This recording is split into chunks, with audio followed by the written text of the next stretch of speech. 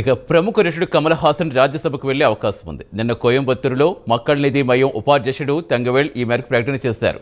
2021 శాసనసభ ఎన్నికల పొత్తు ఒప్పందం ప్రకారం రాజ్యసభకు కమల్ హాసన్ వెళుతున్నట్టుగా చెప్పారు. జూలైలో ఇద్దరు తమిళనాడు రాజ్యసభ సభ్యులకు పదవీకాలం ముగుస్తుండగా డీఎంకే పొత్తుతో కమల్ హాసన్కు రాజ్యసభ సభ్యత్వం దక్కనుంది.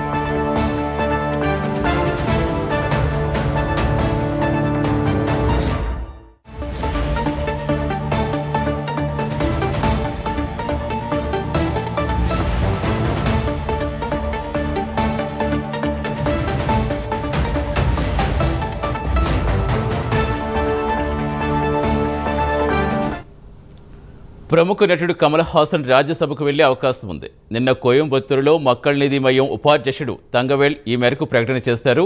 2021 శాసనసభ ఎన్నికల పొత్తు ఒప్పందం ప్రకారం రాజ్యసభకు కమల్ హాసన్ వెళుతున్నట్టుగా చెప్పారు.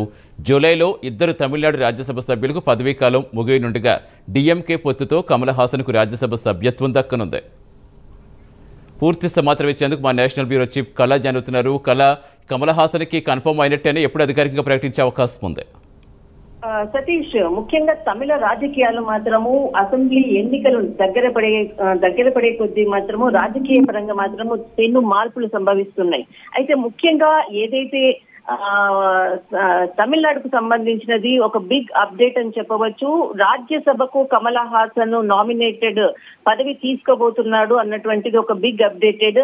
అయితే ముఖ్యంగా ఏదైతే ఇదే విషయాన్ని నిన్న కోయంబత్తూరులో ఉపాధ్యక్షుడు తంగవేలు ప్రకటించడంతో ఇదొక కీలక అప్డేట్ అని చెప్పవచ్చు. అయితే ముఖ్యంగా ఏదైతే నిన్న అంటే కమల్ హాసన్ పార్టీ స్థాపించడం జరిగింది ఫిబ్రవరి 21, 2018లో పార్టీ స్థాపించడం జరిగింది. అప్పటి నుంచి కూడా చాలా రాజకీయాల్లో చాలా క్రియాశీలకంగా అవసరమైనప్పుడు తను ట్విట్టర్ ద్వారా కానీ ఏదైనా కానీ ఒక నిర్మోహమాటంగా చెప్పేటటువంటి వ్యక్తి కమల్ హాసన్. తమిళ పొలిటికల్ సినారియోలను అన్నిటిని కూడా ఎప్పటికప్పుడు అబ్జర్వ్ చేస్తూ అన్ని పార్టీలకు అనుగుణంగా తన యొక్క వాదనలను వినిపించేటటువంటి వ్యక్తి కమల్ హాసన్.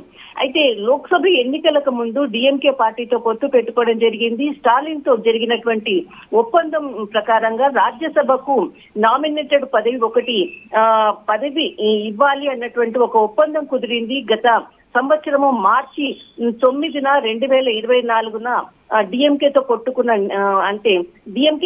పొత్తు పెట్టుకున్నటువంటి నేపథ్యంలో భాగంగా రాజ్యసభ పదవికి కమల్ హాసన్ పేరు నామినేటెడ్ గా అనౌన్స్ చేయబోతున్నారు అన్నటువంటి విషయం మాత్రము ఒక అధికారికంగా ప్రకటించేది మాత్రమే పెండింగ్ ఉన్నదని సమాచారం అందుతుంది.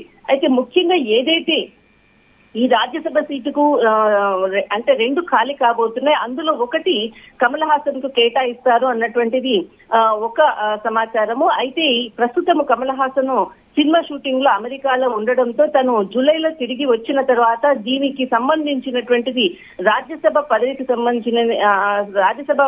సంబంధించినది ఒక బిగ్ అప్డేట్ మాత్రము అప్పుడు పార్టీ పరంగా అనౌన్స్ చేయవచ్చు అన్నటువంటి వార్తలు మాత్రం వస్తున్నాయి. బట్ దాన్ని నిన్న క్లియర్ కట్ గా కోయంబత్తూరులో ఉపాధ్యక్షుడు తంగవేల్ ప్రకటించడంతో ఇది ఒక క్లియర్ లైన్ మాత్రం, అంటే ఇంకా రాజ్యసభ పదవి కమల్ హాసన్ కి వహించబోతుంది అన్నటువంటిది మాత్రం ఒక క్లియర్ అప్డేట్.